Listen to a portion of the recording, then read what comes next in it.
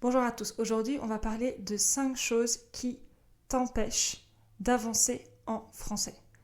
La première chose qui est fatale, c'est le manque de régularité. Par exemple, tu prends une heure de cours particulier ou de groupe et tu ne vas rien faire jusqu'au cours suivant. Ça, c'est possible de le faire, de le faire quand on a déjà un niveau bien avancé. Et encore, quand on prend des cours particuliers ou quand on prend des cours de groupe, l'idéal, et vraiment ce qui est très important à tous les niveaux, c'est quand même de rester en contact avec la langue à l'extérieur des cours. C'est clairement pas suffisant, une heure de cours. Par exemple, la majorité de mes élèves ne vivent pas dans un pays francophone, donc n'ont pas l'opportunité d'être en immersion. Le seul moment où ils sont en immersion en français, c'est avec moi pendant 55 minutes. On travaille énormément la conversation, la fluidité.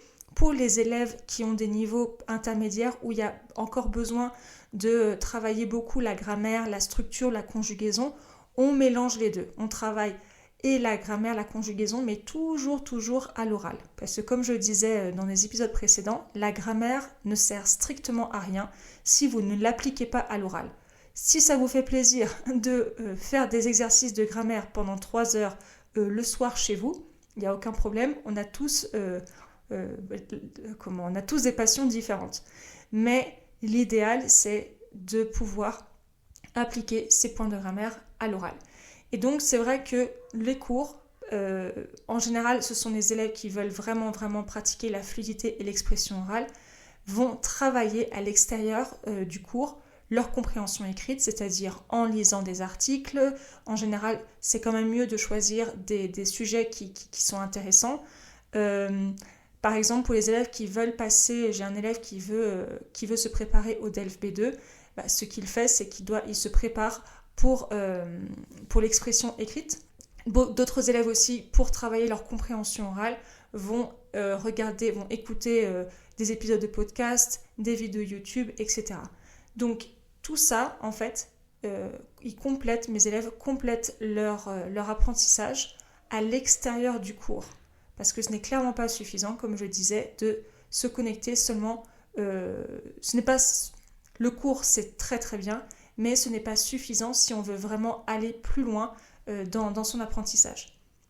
Deuxième problème que j'ai rencontré chez les élèves qui stagnent ou qui abandonnent les cours, c'est quand les élèves restent en surface. C'est-à-dire qu'ils ne vont pas approfondir là où ils devraient le faire. Pourquoi ? Parce qu'on reste dans sa zone de confort. Alors, c'est tout à fait naturel de vouloir rester dans sa zone de confort. Par contre, on ne pourra pas avancer si on ne sort pas de sa zone de confort. J'avais une élève mexicaine il y a quelques années qui avait énormément de facilité en français. Bien sûr, c'est beaucoup plus facile, c'est facile pour un apprenant hispanophone d'apprendre le français beaucoup plus facile qu'un élève qui n'a pas une langue latine comme langue maternelle. Et c'est vrai que cet élève a très rapidement avancé parce qu'elle parlait déjà très bien anglais. Et elle était vraiment, c'était une personne très artistique. Je crois qu'elle jouait d'un instrument de musique aussi. Donc c'est vrai que le français, l'apprentissage du français est venu assez rapidement. Mais cet élève, malheureusement, a stagné pendant très longtemps. Pourquoi ? Parce que la zone de confort pour elle, c'était une personne qui était très sociable. Et sa zone de confort, c'était se connecter avec moi, parler. C'était une élève qui n'avait pas du tout peur de faire des erreurs. Donc elle avait d'énormes qualités et beaucoup d'avantages dans son mindset, dans sa manière de penser, parce que ne pas avoir peur de faire des erreurs, c'est un énorme avantage quand on apprend une langue. Par contre, le problème, c'est que cet élève n'était pas ne faisait pas ses devoirs. Et c'est très risqué de ne pas faire de devoirs en niveau débutant et petit niveau intermédiaire. Les élèves de niveau avancé peuvent se permettre de ne pas faire de devoirs. D'ailleurs, j'ai plusieurs élèves qui n'ont pas le temps et qui ne veulent pas en faire, mais ce n'est pas du tout un problème, ce n'est pas un blocage dans leur apprentissage parce qu'ils ont déjà un niveau avancé et parce qu'ils font déjà beaucoup de choses à l'extérieur c'est-à-dire de l'écoute active. J'ai un élève qui adore une émission de télévision française qui s'appelle Télématin. Il adore ça et ça c'est un excellent moyen de travailler sa compréhension orale. Il me disait d'ailleurs, j'étais très contente, il me disait qu'il comprenait presque quasiment tout. Et c'est une émission qui est difficile parce qu'il parle de sujets, il parle de politique, il parle de beaucoup de sujets différents. Et c'est pas un podcast pour les apprenants de français, c'est vraiment une émission française pour les Français. Je vous recommande d'ailleurs cette émission. Vous pouvez la regarder, ça s'appelle Télématin. Vous pouvez, si vous n'êtes pas en France, vous pouvez vous connecter vous pouvez utiliser un VPN français, et vous cherchez l'émission Télématin, c'est sur France TV. Et voilà, donc je disais que les élèves de niveau débutant ne peuvent vraiment pas se permettre de ne pas faire d'exercice. Pourquoi ? Parce qu'il faut absolument construire une base pour pouvoir avancer. Et cette élève-là, malheureusement, donc elle a stagné pendant très longtemps. Elle aimait beaucoup le français, mais malheureusement, elle ne prenait pas le temps de faire ses devoirs, de réviser, de travailler la conjugaison. Donc, elle a avancé très vite, mais elle a stagné aussi très vite, malheureusement. Donc, restez en surface et ne pas approfondir là où vous devriez le faire. Ça c'est fatal pour avancer en français. Troisième point qui vous empêche d'avancer dans votre apprentissage du français, c'est le manque de curiosité. J'ai une élève au Canada qui avait besoin d'apprendre le français pour son travail. Et cette élève n'était jamais allée je ne sais plus si elle était déjà allée en France, mais elle avait commencé l'apprentissage du français à l'université et elle avait choisi d'utiliser le français pour sa profession. Et malheureusement, je voyais que son apprentissage allait se limiter. Pourquoi ? Parce qu'il n'y avait pas de curiosité dans l'apprentissage du français. Elle se limitait vraiment à ce dont elle avait besoin pour son travail et c'est tout.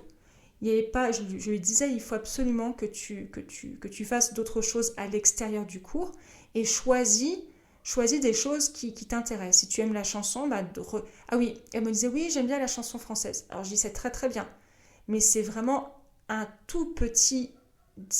Enfin, on ne peut pas baser son vocabulaire sur l'apprentissage de chansons. Alors c'est sympa, c'est agréable. Par contre, il y a beaucoup de mots peut-être poétiques dans les chansons qu'on ne va pas utiliser dans la vie quotidienne. Et donc cet élève ne s'intéressait pas et ne s'exposait pas du tout à la culture française. À travers l'apprentissage d'une langue, il y a bien plus de choses que la langue.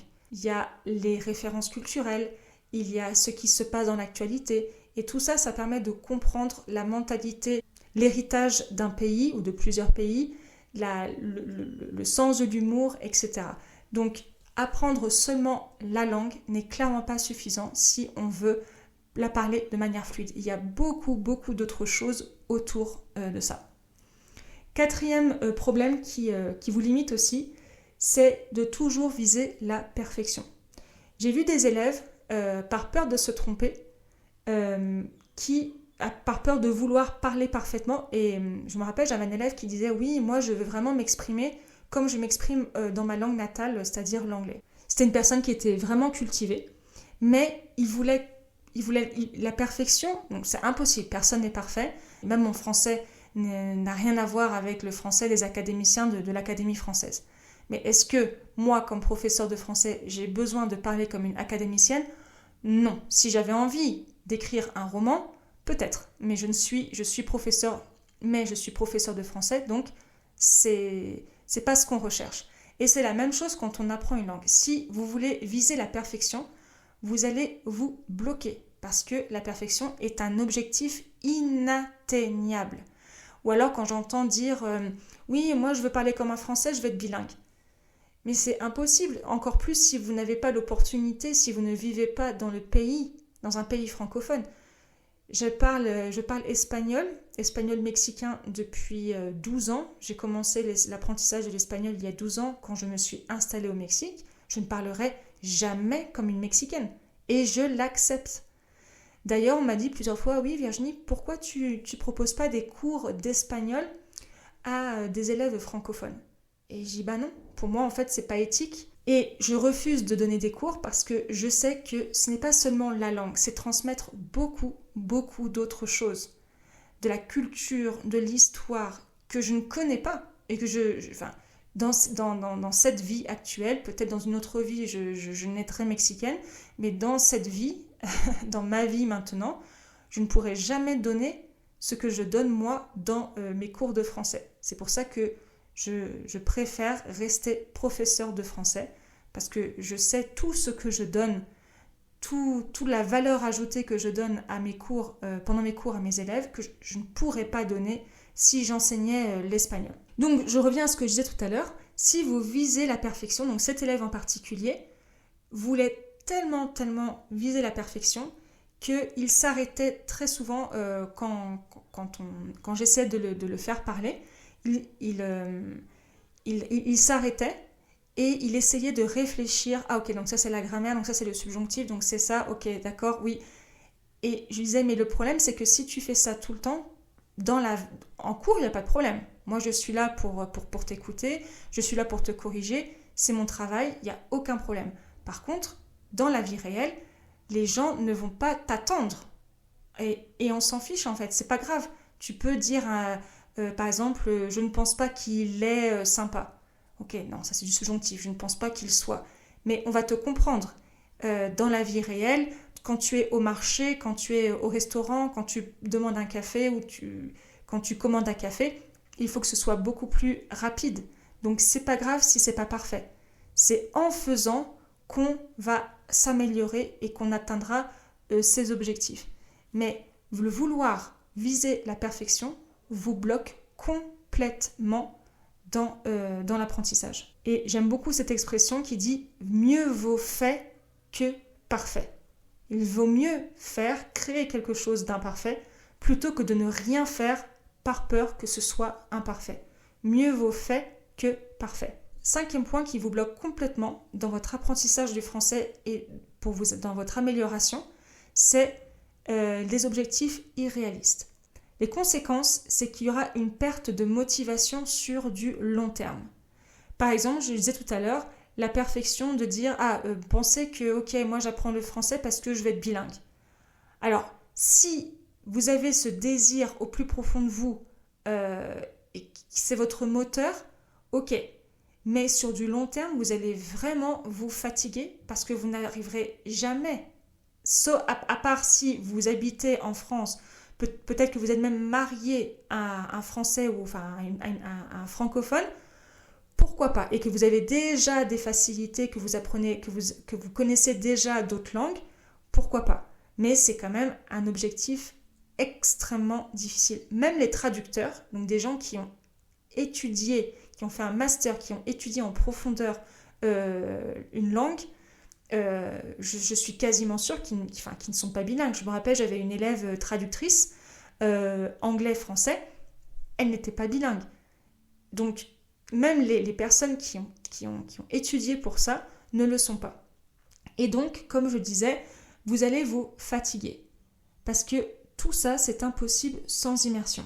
Et quand on dit bilingue, c'est pas seulement, comme je disais tout à l'heure, dans le premier point, dans le deuxième point, je ne sais plus, c'est quand on dit bilingue, c'est une connaissance profonde de la culture aussi, de la compréhension de la société, de la langue qu'on apprend. Mon fils est franco-mexicain, il parle très bien espagnol, sa 3e langue est malheureusement le français. Dans quelques années, normalement, on s'installera en France, et ben, je suis sûre que l'espagnol, on arrivera en France, l'espagnol sera sa langue maternelle, sa première langue, et bien sûr qu'ensuite, l'espagnol, je suis quasiment sûre, passera au 2e plan. Ça deviendra sa 2e langue. C'est très compliqué, même pour des enfants qui ont l'opportunité de vivre dans plusieurs cultures ou dans des couples, des familles mixtes comme moi et mon mari. Et ben même comme ça, il y a toujours une faiblesse, une langue que l'enfant va plus maîtriser qu'une autre, ou une langue où l'enfant aura plus d'affinité que l'autre langue. Par exemple, mon fils, sa première langue maternelle était l'anglais. Il a appris à parler en anglais. on est arrivé au Mexique, au bout de 6 mois, l'espagnol a pris la place de l'anglais. Et l'anglais est passé à la seconde place. Et dans quelques années, si on a la chance de pouvoir s'installer en France, je sais que le français passera en première position. Est-ce que je pourrais dire qu'un jour mon fils est trilingue ? J'en sais rien. Mais en tout cas, voilà, en conclusion de cet épisode, j'aimerais bien terminer avec une pensée qu'un de mes élèves m'a partagée hier, que j'ai beaucoup aimée. Il disait qu'on apprend tout le temps, dans sa langue maternelle, mais quand on apprend une langue étrangère, l'apprentissage est beaucoup plus lent, en particulier quand on n'a pas l'habitude d'être en immersion. C'est pour ça que la régularité est la base, parce que vous allez lire un article dans votre langue maternelle, il y aura toujours un petit mot de vocabulaire par-ci, par-là, que vous ne connaîtrez pas ou que vous n'avez pas utilisé depuis très longtemps. Ça, c'est de l'apprentissage, mais on ne s'en rend pas compte et c'est beaucoup plus facile. Pourquoi ? Parce que c'est notre langue maternelle. Alors que quand on apprend une langue, par exemple le français, cet apprentissage va être plus lent et plus difficile parce qu'on n'est pas en immersion. Donc la régularité, c'est la clé. Mais vraiment, je pense que si je devais dire des 5 points les plus importants, les 5 points qui vous freinent le plus dans votre apprentissage du français, je pense que le premier point, qui est la régularité, je suis sûre que c'est le premier problème de n'importe quel apprenant qui apprend le français ou n'importe quel apprentissage. Sans régularité, il n'y a pas de progression. Moi, je ne te promets pas d'être bilingue. Je ne te promets pas des objectifs complètement irréalistes. Et moi, je t'apporte la structure et la confiance que la majorité des apprenants n'ont pas. Donc, si tu veux enfin passer à la vitesse supérieure, si tu veux enfin sentir que ton apprentissage est structuré, régulier, et si tu sens qu'il te manque cette confiance en toi pour aller plus loin, envoie-moi un email à hello@eouionline.com ou viens faire un tour sur mon site internet eouionline.com où tu pourras télécharger gratuitement un PDF que j'ai créé spécialement pour toi qui résume les 40 erreurs les plus communes des apprenants de français. À demain pour un nouvel épisode.